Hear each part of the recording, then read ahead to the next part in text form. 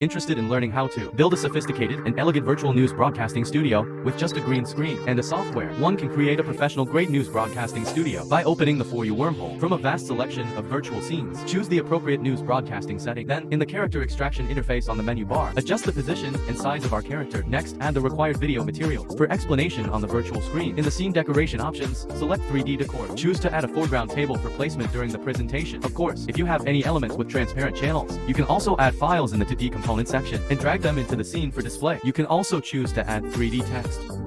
Finally, utilize our virtual camera function to customize a cinematic camera movement with just one click. In this way, a sophisticated and upscale news broadcasting studio is constructed. Let's enjoy it together. Here we have the latest hot news being broadcasted. Greetings to all from our broadcasting studio in Beijing.